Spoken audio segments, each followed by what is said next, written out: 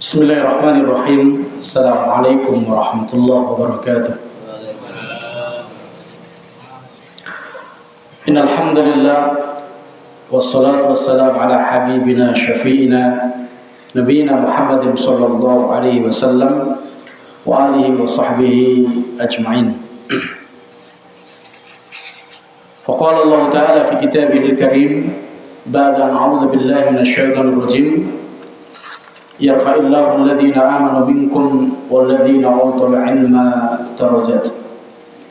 Wa qala Rasulullah sallallahu alaihi wasallam man kharaja min baitihi yatlubul ilma fa huwa fi sabilillahi hatta yarji'a.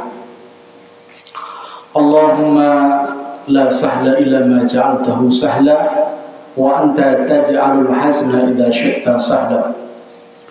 Allahumma ya mu'alima Adam alimna, Allahumma ya mufahima Sulaiman fahimna, Allahumma alimna ma yanfa'una wanfa'na bima 'allamtana. Ikhwan sekalian yang dimuliakan oleh Allah Subhanahu wa taala, alhamdulillah kita senantiasa bersyukur kepada Allah Subhanahu wa taala karena Allah masih memberikan nikmat kepada kita, nikmat iman, nikmat Islam, dan juga nikmat kesehatan jasmani dan rohani.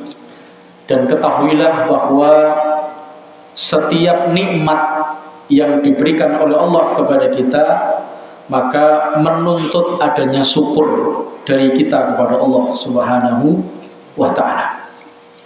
Maka jelas sekali bahwa nanti ketika di hari kiamat, pada saat di yaumul hisab, itu di padang mahsyar, tidaklah bergeser kaki seseorang melainkan dia akan ditanya oleh Allah Subhanahu wa ta'ala umurnya, kemudian hartanya, dan seterusnya yang berkaitan dengan nikmat Allah Subhanahu wa ta'ala. Maka penting sekali. Maka sebenarnya tidak ada alasan bagi seorang manusia untuk tidak bersyukur kepada Allah. Tidak ada alasan. Kenapa? Karena meskipun kita ini berada dalam kesusahan atau kekurangan, sesungguhnya kita ini masih berada di dalam lautan nikmatnya Allah Subhanahu wa ta'ala. Ini penting sekali untuk kita renungi. Maka tidak ada alasan sama sekali untuk tidak bersyukur kepada Allah. Bahkan hanya dengan Allah Subhanahu wa ta'ala mentakdirkan kita sebagai seorang muslim itu sudah menjadi cukup bagi kita untuk menjadi orang yang paling bahagia. Ya. Fa bi fadlillahi wa rahmatihi falyafrahu. Jadi hendaknya dengan keutamaan Allah dan rahmatnya Allah itu, dengan itu kita ini bergembira. Ya. Kenapa bergembira? Karena huwa khairun mimma yajma'. Jadi itu lebih baik dari apa yang dikumpulkan oleh manusia. Seluruh perbendaharaan yang dikumpulkan oleh manusia itu sebenarnya masih tidak lebih baik dibanding dengan keutamaan yang Allah berikan berupa dengan keimanan keislaman itu, dan juga rahmatnya Allah Subhanahu wa ta'ala yang lain itu jauh lebih baik. Maka orang beriman itu tidak ada dalam kamus Allah itu orang beriman itu susah atau bersedih, itu tidak ada. Ya. Saya ulang sekali, ini saya garis bawah, penting ya, bahwa tidak ada ya dalam kamus manapun, lebih-lebih adalah kamus dunia itu, bahwa orang beriman itu ada rasa sedih di dalam hati. Dalam artian sampai kemudian kesedihan itu fitrah. Orang itu sedih, senang itu fitrah. Tapi kesedihan dan kegalauan mungkin itu sesuatu yang masih ringan, karena orang beriman itu adalah selalu diliputi dengan kebahagiaan. Kenapa? Karena dia posisinya berada di tengah-tengah lautan nikmatnya Allah. Ya. Allah Subhanahu wa taala menjelaskan di dalam Al-Qur'an, kalau sekiranya engkau menghitung nikmatku, maka kamu tidak akan mampu menghitung. Kalaupun sekiranya kita dikasih Allah sakit, bisa sakit, panas, mungkin secara zahir kita tidak bisa bekerja, kita juga tidak mungkin makan enak. Secara zahir mungkin begitu. Tapi ternyata dengan sakitnya manusia pun itu dia tetap merasakan satu kenikmatan. Kenapa? Karena dengan dia sakit itu Allah Subhanahu wa taala sebenarnya ingin menghilangkan sebagian dari dosa orang tersebut. Sementara dosa itu justru menjadikan salah satu sebab tidak tenangnya hati orang. Saya ulang. Orang itu bisa tidak tenang hatinya, tidak bahagia hatinya, itu diantara salah satu sebab karena adanya dosa di dalam dirinya. Maka dengan melalui sakit itu Allah Subhanahu wa taala ingin menghapus sebagian dosa. Karena tidaklah setiap nikmat yang ada pada diri manusia yang Allah kurangi sementara atas kehendak Allah, dan kita bersabar terkait dengan kurangnya nikmat itu, maka Allah akan mengganti. Imma diganti di dunia, kalau tidak nanti diganti di akhirat. Makanya Rasulullah SAW, beliau itu kalau sakit itu di luar batasnya orang sakit, orang biasa. Sampai suatu ketika sahabat mendapati Rasulullah SAW merasakan panas yang sangat dahsyat sekali. Ya Rasulullah, begitu berat sakit. Kemudian Rasulullah mengatakan, ya begitulah para nabi dan rasul. Kalau sakit melebihi sakitnya orang biasa. Maka kemudian Rasulullah mengatakan, alhamdulillah ala kulli halin. Ini penting. Ya.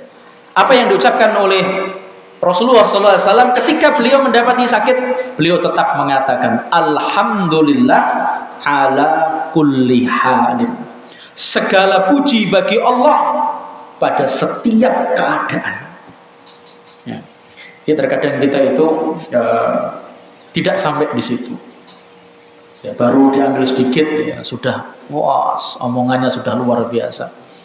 Seolah-olah Allah itu tidak adil dan seterusnya. Saya pernah mendapati ada seorang pemuda, ya, bahwa Allah kasih kenikmatan sama dia ini, ya termasuk luar biasa karena Allah berikan talenta di atas rata-rata orang. Hampir semua olahraga itu bisa. Fisiknya masya Allah sehat. Dia di mana-mana di booking bahasanya untuk olahraga. Ya. Karena memang talenta sekali. Kemudian setelah bertahun-tahun dia menikmati nikmat itu berupa kesehatan fisiknya, kemudian talentanya yang luar biasa itu, Allah uji, Sna'udzubillah min dzalik, dikasih kanker mulut. Wallahu a'lam. Kemudian berjalannya waktu, tubuhnya semakin hari semakin kurus. Dan saya mendengar secara langsung, ya, karena kita kunjungi begitu, masya Allah, saya merenung. Ya. Hampir satu keluarga itu dimarahi, kemudian diumpat, kemudian pokoknya ada perasaan bahwa dia ini pokoknya nggak mau seperti itu. Ya. Dia nggak terima. Di kata-kata itu mengumpat, kata-katanya itu mencela. Bahkan keluarganya salah dikit dimarahi begini. Dia lupa bahwa bertahun-tahun dia menikmati nikmat Allah berupa fisik yang sangat kuat itu, dan dari talenta dia itu dia menikmati dunia itu juga banyak sekali. Sakitnya belum ada setahun, padahal dia menikmati berapa bertahun-tahun, nikmatnya belum ada setahun. Ya. Saya sendiri tidak mengatakan bahwa bisa jadi mungkin naudzubillah, mungkin kalau saya merasakan sakit belum tentu ini. Tapi dia menjadi pelajaran bagi saya pribadi ketika melihat itu. Renung. Artinya nikmat-nikmat sekian tahun yang dia rasakan itu harus hilang dan tidak tersisa pada dirinya, hanya hilang hanya beberapa bulan. Ini tidak bersyukur.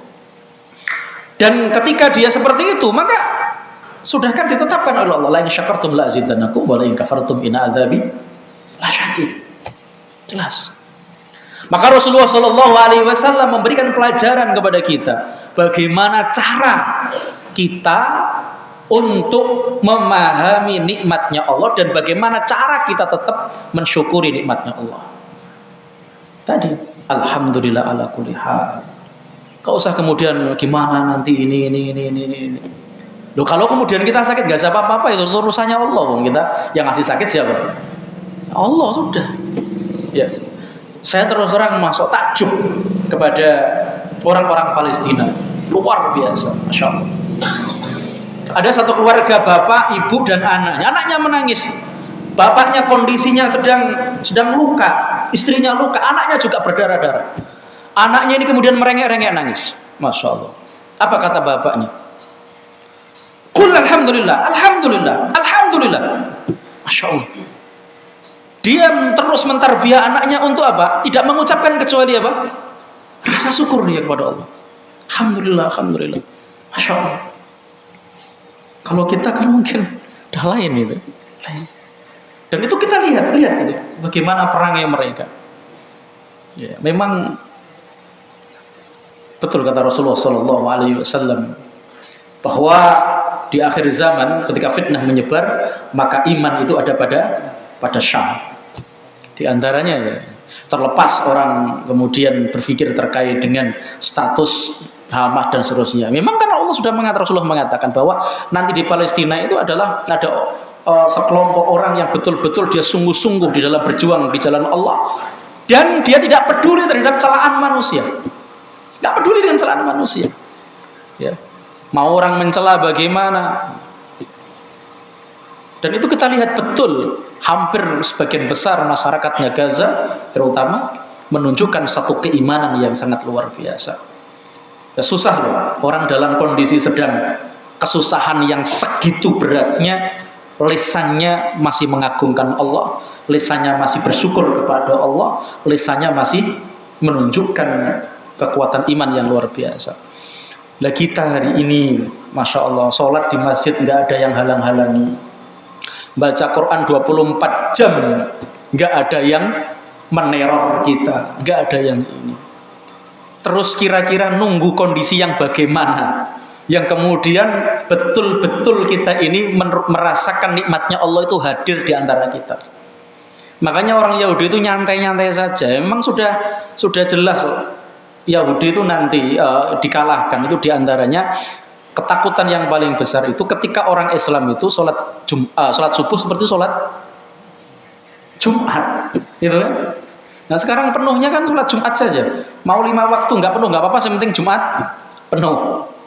Ya kita ini meskipun nggak bisa datang ke sana, paling tidak ya sebelum kita ini mewarisi Baitul Maqdis, ya setidaknya kita ini memaksimalkan diri di masjid-masjid, musola-musola itu 5 waktu itu full. Ya, malu kita sebenarnya sama orang-orang Palestina. Kenapa? Bayangkan mereka dalam kondisi seperti itu masih bisa beribadah dengan nyantainya, bahkan mereka murojaah Quran sementara di belakangnya bom bertebaran itu. Jelas dalam video itu. Lah kita nggak ada apa-apa. Masya Allah. Apa kita ini nggak takut nanti ditanya oleh Allah ya, tentang nikmat yang kita rasakan, ya, sementara nikmat-nikmat itu tidak memberikan asar kepada diri kita. Kawan sekalian, jadi ini adalah mukadimah kita terkait dengan supaya kita ini dalam setiap waktu itu ada semacam semangat kita untuk berislam itu jauh lebih kuat. Nah, tambahnya ilmu itu ya tambahnya kesemangatan dalam berislam. Ini penting. Makanya di antara sedikit ya saya ini kan bahwa hari ini itu memang kan rame di mana-mana sekarang itu ada tahfidzul Quran di mana-mana itu ya. Bahkan sekolah-sekolah sekarang dibikin program penghafal Quran. Masya Allah, ini alhamdulillah ya, alhamdulillah. Bersyukur dengan terkait perkembangan lembaga-lembaga di daerah kita. Nah, terkait dengan itu ternyata saya buka-buka di beberapa penjelasan para ulama, karena memang kan begini, ada hadis bahwa nanti para penghafal Quran, memang nanti di Yaumul Qiyamah ya, orang pertama kali yang dipanggil oleh Allah itu adalah hafizul Quran ya, orang yang menghafalkan Al-Quran. Aina hafizul Quran, kemudian dikatakan iqra wartaqi warattil kama turattil fid dunya fa inna manzilataka fi akhiri ayatin taqra'uha. Nah, ternyata ada ulama yang menjelaskan terkait dengan hafizul Quran ini bukan semata-mata dia hafal secara lafadznya, secara lafziah. Ya. Ternyata bukan semata itu. Bahkan seseorang disebut dengan hafizul Quran meskipun tidak menghafal Quran, tapi dia menjaga isinya Quran. Mungkin dia nggak hafal secara lafadz Qurannya, nggak hafal. Tapi dari yang dia tahu isinya Quran, dia menjaganya. Ketika dia membaca Al-Quran, kemudian dia tahu maknanya, ada perintah wa aqimus sholah, wa atuz zakah, warka'u ma'ar roki'in, dan dirikanlah sholat, bayarlah zakat, dan rukuklah bersama orang-orang yang rukuk. Dia sholat, dia zakat, dia berjamaah. Ini meskipun dia mungkin ditanya dalilnya ayat berapa, surat apa ayat berapa, gimana lafadznya, bunyi ayatnya, nggak hafal. Tapi dia mungkin dia mengingat ketika dia membaca, kemudian karena rasa cintanya terkait dengan makna dan isi Quran itu, kemudian dia mengamalkannya. Masya Allah. Itu juga para penghafal Quran. Justru kita khawatir dengan hadis Rasulullah SAW, kam min qari'il Quran wal Qur'anu yal'anu. Berapa banyak para penghafal Quran sementara Quran telah melaknat dia. Makanya dulu para sahabat itu belajar Quran itu, Ibnu Mas'ud radhiyallahu an, beliau mengatakan, dulu kami di zaman Rasulullah belajar Quran itu 10 ayat. Kami baca dengan baik dan benar, kami fahami maknanya, kami tadabburi, kemudian kami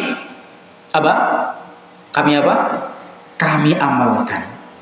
Dan kami tidak mau ditambah Rasulullah sampai kami membacanya, memahaminya, dan mengamalkannya. Nah, ini penting. Kemudian keterkaitan dengan tadi tambahnya ilmu, tambah motivasi untuk beramal, jelas dalam Al-Quran. Innamal mu'minuna alladzina idza dzukirallahu wajilat qulubuhum wa idza tuliyat alaihim ayatuhu zadatuhum imanan wa ala rabbihim yatawakkalun. Sesungguhnya hanyalah orang-orang yang beriman itu ialah apabila disebut nama Allah hatinya bergetar. Apabila dibacakan ayat-ayat Allah kepadanya, zadatuhum imana, tambah imannya. Tambah semangat dia untuk beragama, tambah semangat dia untuk berislam itu tambah. Ya, ini penting bagi kita bahwa para ulama juga mengingatkan. Bahkan saya pernah mendengar salah satu syekh, beliau adalah pengajar tetap di Masjidil Haram, namanya Syekh Azlan. Saya sempat sekali waktu itu 2011 ya, kalau takdirkan umroh, pernah mengikuti majelis beliau. Beliau pernah mengatakan, al-yawm kathiru minal muslimin yata'allamuna wa yafhamuna wa yahfazuna min alfadhil Quran. Pada hari banyak kaum muslimin itu fokus hanya mempelajari lafaz-lafaz Quran. Bacaannya, memang bacaan itu perlu karena itu perintah, warattilil Qur'ana tartila. Tetapi fokusnya adalah hanya hari-hari hanya memberi itu. Padahal Al-Quran yang diturunkan oleh Allah itu adalah sebagai hudan, Zalikal kitabu la raiba fihi hudal lil muttaqin, sebagai hudan petunjuk. Artinya apa? Kalau kita tidak memahami isinya Quran, bagaimana mungkin kita akan mengambil Quran itu sebagai petunjuk? Kan nggak mungkin. Wong yang kita perhatikan itu bacaannya, bukan kandungan maknanya. Sementara Quran itu berfungsi akan menjadi petunjuk, bahkan jelas di dalam Al-Quran, kalau nggak salah surat Ibrahim di ayat pertama itu, Kitabun anzalnahu ilaika litukhrijan nas minadh-dhulumati ilan nur. Kitabun, kitab Al-Quran, anzalnahu ilaika, yang kami turunkan kepada kamu wahai Muhammad, agar kamu dengan Quran itu mengeluarkan manusia dari kegelapan menuju cahaya.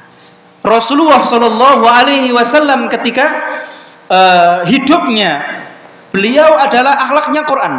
Aisyah radhiyallahu anha ketika ditanya, lama su'ilat Aisyatu an akhlakir Rasul, terkait dengan akhlaknya Rasulullah sallallahu alaihi wasallam, beliau menjawab apa? Akhlakuhul Quran. Artinya Quran itu berjalan dengan hidup keseharian Rasulullah. Ini yang penting. Saya tidak bermaksud itu ya, karena saya juga punya pondok yang juga tahfidzul Quran. Tetapi hari ini orang kadang-kadang, mohon maaf, melalui kesempatan ini saya ingin menyampaikan bahwa jangan sampai salah tujuan. Bahkan terdengar jelas, kenapa kok disekolahkan di sini? Ya karena sini itu sering lomba tahfidzul Quran dan sering juara. Ya. Ini perlu diluruskan. Sekolah pun yang bikin tahfidz harus diluruskan, bukan sekedar narik santri siswa untuk sekolah di situ kemudian nanti diperlombakan. Tapi Quran ini adalah petunjuk. Kenapa harus belajar Quran? Karena kita ini petunjuknya ada di Al-Quran. Begitu. Baik. Masih ada beberapa menit. Kita akan melanjutkan terkait dengan pembahasan yang kemarin kita bahas. Tauhid, ya. Saya ingatkan kembali bahwa memang Allah Subhanahu wa ta'ala mulai menciptakan alam semesta, bahkan menciptakan manusia pun itu sudah ditegaskan terkait untuk apa manusia diciptakan. Bahkan dalam surat Al-A'raf Allah Subhanahu wa ta'ala berfirman, wa id akhadha rabbuka min bani adam min duhurihim, bahwa ingatlah ketika Allah Subhanahu wa ta'ala mengeluarkan anak cucu Adam ya dari sulbinya. Kemudian Allah mempersaksikan anak turun Adam itu. Dengan apa? Dengan persaksian tauhid. Jadi bayi-bayi yang sebelum lahir itu sebelum lahir disumpah dulu sama Allah. Apa sumpahnya? Alastu birabbikum, bukankah aku ini adalah Rabbmu? Tahu. Dan sepakat seluruh janin semuanya menjawab qalu bala syahidna, ya Allah, bahwa kami adalah bersaksi bahwa engkau adalah Rabb kami. Kenapa Allah mempersaksikan sebelum bayi dikeluarkan? Supaya kelak ketika bayi ini kemudian lahir dan kembali kepada Allah, mereka tidak ada hujah bahwa mereka lalai. Gak cukup itu, ketika lahir pun ya Allah Subhanahu wa ta'ala mengirim para rasul. Dari Nabi Nuh, rasul pertama, sampai rasul terakhir Muhammad sallallahu alaihi wasallam, jelas sekali dalam surat Al-Anbiya ayat 25 sangat jelas sekali. Qala ta'ala wa ma arsalna min qablika min rasulin illa nuhi ilaihi annahu la ilaha illa ana fa'budun. Tidaklah kami utus sebelum kamu wahai Muhammad seorang rasul pun melainkan aku wahyukan kepadanya supaya melainkan kami wahyukan kepadanya bahwasanya aku adalah sesembahan yang hak, anallah, fa'budun, maka sembahlah. Wa ma arsalna min qablika min rasulin illa nuhi ilaihi annahu la ilaha illa ana. Bahwa aku wahyukan pada setiap rasul sebelum kamu wahai Muhammad, tidak ada sesembahan yang hak, yang berat dan wajib untuk diibadahi melainkan aku Allah. Fa'budun, maka sembahlah aku. Nah, kemudian ini harus difahami bahwa inti kehidupan alam semesta ini semuanya mengarah pada satu titik, adalah titik tauhid la ilaha illallah. Bahkan Al-Quran yang 30 juz itu inti pokoknya ada pada surat Fatihah. Surat Al-Fatihah inti pokoknya ada pada ayat iyyaka na'budu wa iyyaka nasta'in. Kemudian ketika kembali kita kepada Allah pada saat meninggal dunia di alam kubur, yang ditanyakan apa pertama? Tauhid. Pada saat kita dikubur di dalam kuburan, kemudian yang ngubur selesai, kemudian kembali ke rumah masing-masing. Pada saat itu datanglah dua malaikat, ini dijelaskan dalam hadis Bukhari. Kemudian mayat itu didudukkan dua malaikat, dan pertanyaan malaikat adalah tiga. Man rabbuka wa man nabiyuka wa ma dinuka. Persaksian daripada tauhid. Diciptakan di awal disumpah dengan tauhid, dan ketika kita kembali kepada Allah, yang ditanyakan pertama kali adalah tauhid. Ini menunjukkan apa? Bahwa kita ini hidup tidak bisa lepas daripada tauhid.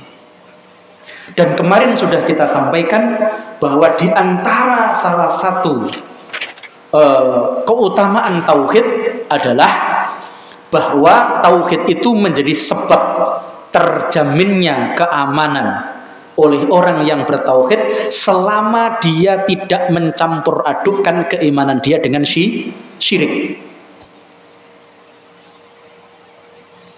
Sudah kita jelaskan itu ya. Qala ta'ala alladzina amanu wa lam yalbisu imanahum bidzulmin ulaika lahumul amn wa hum muhtadun. Jelas sekali. Orang-orang yang beriman sedang dia tidak mencampur adukkan keimanan mereka dengan bidzulmin. Bidzulmin adalah dengan syirik, dengan kesyirikan. Ya, ini dijelaskan dalam surat Luqman. Ketika Luqman menasihati anaknya, "Ya bunayya la tusyrik billah innasyirka ladzulmun adzim." Wahai anakku, jangan kau berbuat syirik. Jangan kau mempersekutukan Allah, karena mempersekutukan Allah itu adalah kezaliman yang besar. Di sini bahwa bidzulmin di sini adalah syirik. Barang siapa orang yang tidak menyampur adukkan keimanannya dengan syirik, lahumul aman. Ulaika lahumul aman. Mereka itulah orang yang mendapatkan jaminan keamanan. Apa yang dimaksud dengan keamanan di sini? Yakni al-amnu fid dunya wal akhirah. Keamanan di dunia dan di akhirat. Wa hum muhtadun, dan dia diberi petunjuk oleh Allah Subhanahu wa ta'ala. Maka setelah kita faham ini, berarti kita ini tidak akan bisa selamat kecuali dengan memegang tauhid. Nah, ini inti pokoknya. Kita tidak bisa aman di dunia maupun di akhirat kecuali memegang tauhid. Ini penting. Dan ini tergambar di Palestina hari ini, hari-hari ini. Ya, karena kejadiannya masih kita menyaksikan. Selama 70 sekian tahun itu, kalau memang betul-betul orang-orang Zionis Israel itu mampu berkuasa terkait menghancurkan manusia atau menghancurkan orang beriman, maka sejak dulu sudah meninggal, sudah habis itu. Ya.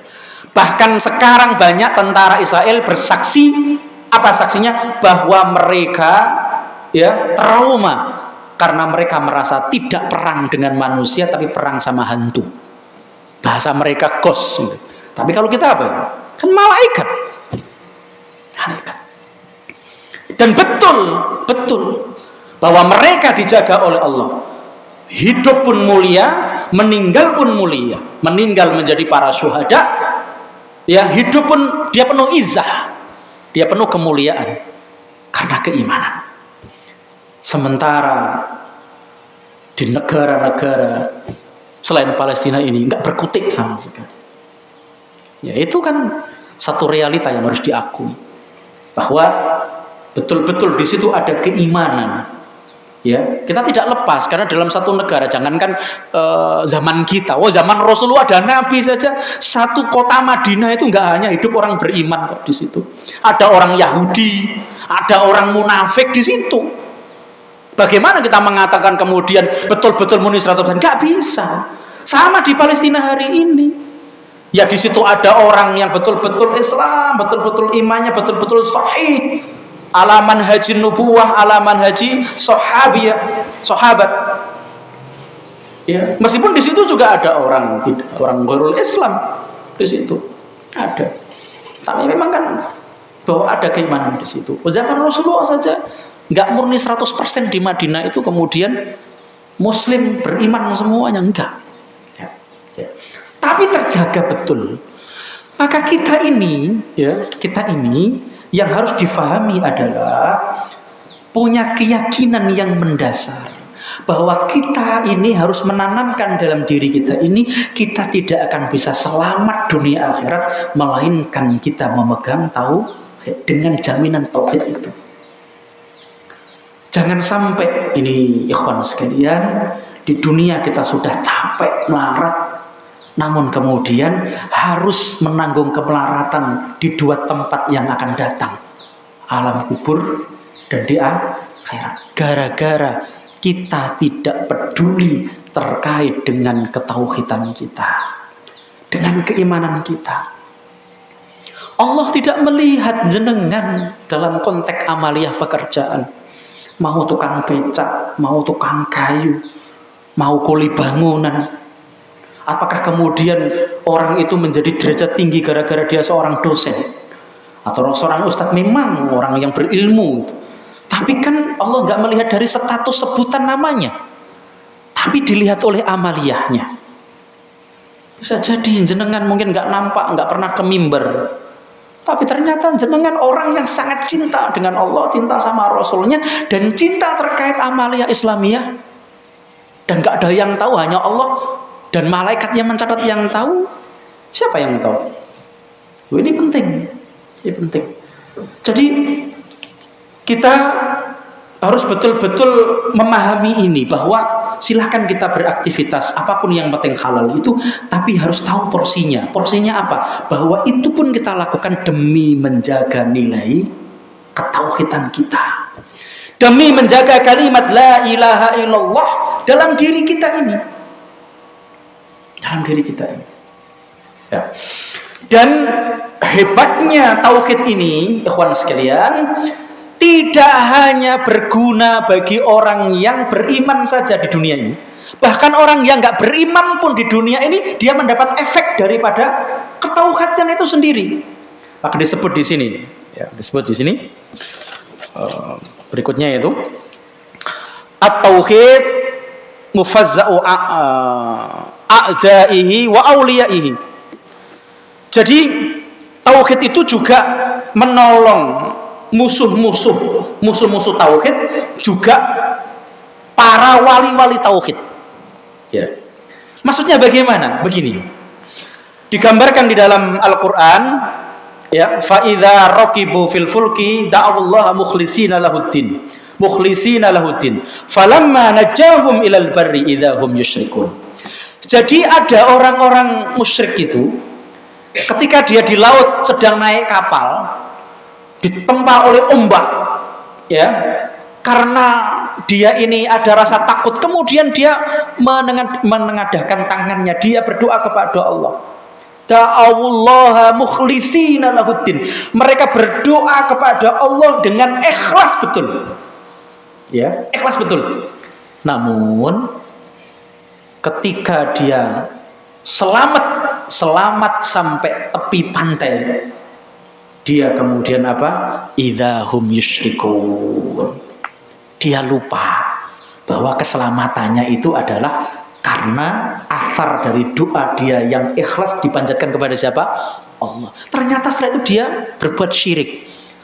Seandainya bukan karena mungkin jimat saya ini tadi nggak saya selamat. Loh, ini kan menisbatkan kepada benda. Bukan berarti setiap ada orang yang pakai aki terus mau syirik ya ini harus hati-hati ya. Mana setiap lihat orang aki, wah musyrik gitu. Ya. Kita nggak boleh semena-mena itu. Nah, ini penting. Ternyata orang yang musyrik saja, yang ketika dia betul-betul di saat momen tertentu itu dia berdoa kepada Allah, menggantungkan keselamatan dia kepada Allah 100% itu, dia mendapatkan jaminan keselamatan. Tapi perlu dicatat baik-baik. Itu hanya berlaku di dunia. Orang yang tidak beriman pun ketika menjalankan syariat Islam misalnya, dan dia belum beriman. Contoh misalnya, di antara perintah Islam itu kan ada zakat, infak, sedekah jariyah. Ada orang yang nggak beriman tapi punya sifat dermawan, loman, suka bantu, gitu kan? Dulu ada tsunami di Aceh, yang datang kan hanya orang Indonesia, luar negeri, belum tentu mereka juga Islam. Ya, itu di dunia Allah tetap akan lipat gandakan hartanya. Meskipun dia bukan orang Islam, tapi di dunia saja. Makanya Allah memiliki di antara sifat-sifatnya adalah sifat Ar-Rahmanur Rahim. Sifat Ar-Rahman itu adalah miliknya Allah yang Allah berikan kepada seluruh makhluknya. Mau Islam, mau tidak Islam, Allah kasih. Ya. Orang Islam dikasih makan, orang nggak Islam juga dikasih makan. Ya, orang Islam punya toko, yang nggak Islam juga punya toko. Namun ada satu sifat Allah, nama Allah Ar-Rahim, yang Maha Penyayang. Ini khusus untuk hamba-hambanya yang beriman kepada Allah nanti di akhirat. Jadi di dunia pun dibalas. Tauhid pun yang dilakukan oleh, yang diyakini oleh orang yang tidak beriman tadi itu masih Allah berikan athar kepadanya. Ya, tapi atharnya di dunia saja. Sementara orang beriman fit dunya wal akhirah. Maka ini penting ikhwan sekalian, saudara-saudara sekalian, bahwa tauhid ini kebutuhan kita melebihi kebutuhan makan dan minum kita. Jangan sampai kita ini hanya karena dunia, kemudian kita ini melalaikan perkara yang justru perkara ini jaminannya melebihi sekedar hanya apa yang kita anggap dunia yang mungkin bermanfaat untuk kita itu. Ini penting ya. Baik, itu adalah satu termasuk diantaranya adalah keutamaan daripada tauhid. Itu tadi apa? Bahwa tauhid itu menjaga, bisa menolong musuh-musuhnya dan juga wali-walinya. Kemudian tauhid wal hikmatu min khalqil ins wal jin. Tauhid itu adalah merupakan hikmah diciptakannya jin dan manusia. Jadi di antara keutamaan tauhid itu berikutnya adalah bahwa tauhid itu merupakan daripada hikmah diciptakannya jin dan manusia. Ayatnya sudah hafal jenengan semuanya, ya, insya Allah tidak asing. Wa ma khalaqtul jinna wal insa illa liya'budun. Bahwa tujuan Allah menciptakan jin dan manusia dalam rangka mentauhidkan Allah. Liya'budun. Ibnu Abbas radhiyallahu an mengatakan makna liya'budun artinya adalah liyuwahhidun, mentauhidkan Allah. Maka ketika kita sadar semacam ini, maka nggak perlu kita harus keluar dari pakem Allah. Orang tidak perlu demi dunia harus mengorbankan agamanya. Mohon maaf ini kita bekerja di sini. Akadnya 5 jam, penuhi 5 jam. Gak usah kita kemudian nanti ngambil atau apa, atau kemudian harus melakukan sesuatu yang dibenci oleh Allah. Gak usah. Karena ketakutan nanti rezekinya kurang, ketakutan nanti hasilnya kurang. Jangan. Justru kalau kita ini keluar dari pakem Allah, sudah dunia belum tentu kita dapatkan, yang jelas azab menanti kita. Tetapi kita cukup dengan apa yang disepakati oleh Allah. Artinya nggak perlu korupsi, nggak perlu kemudian mengambil yang bukan haknya, harus mendolimi orang dalam dia bermuamalah dengan orang lain. Itu insya Allah cukup dia akan dapatkan dan Allah akan tambah dia. Jelas itu. Ya. Karena sesuatu yang tidak dibenarkan oleh Allah atau bahkan dibenci oleh Allah, yang masuk ke dalam tubuh kita menjadi darah, menjadi daging dalam diri kita ini, tidak akan bisa membuat kita secara jiwa raga ini bahagia. Tidak. Karena dijelaskan dalam hadis qudsi, Allah Subhanahu wa taala berfirman, ya bani Adam, ya, khalaqtuka lil ibadah. Saya menciptakan kamu itu adalah untuk ibadah. Ya, wa dhamintu laka rizqak, dan kamu rezekimu saya jamin utuh 100%. Perhatikan baik-baik. Wa in anta tardha bima qasamtu lak. Jikalau kamu ridho terhadap ketentuanku, hukumku, takdirku, resikonya dua. Masya Allah. Arohtu qalbaka wa badanak. Tak jamin badanmu, ya, hatimu bahagia penuh 100%. Akan aku bahagiakan jiwa ragamu. Loh.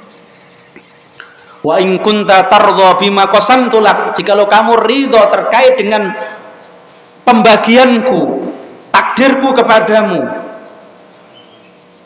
akan aku bahagiakan badanmu dan hatimu. Tapi sebaliknya, wa in anta lam tardha bima qasamtu lak, namun sekiranya kamu tidak ridho dengan pembagianku, ya, sudah tetapkan sekian, kemudian masih kita kemudian sampai keluar batas yang ditentukan oleh Allah. Perhatikan baik-baik. Jika kamu tidak ridho terkait dengan pembagianku kepadamu, ya, sausollitunaka dunia, maka akan aku bikin dunia itu jauh darimu. Meskipun kamu mengejar dunia itu seperti larinya hantu di malam hari di hutan.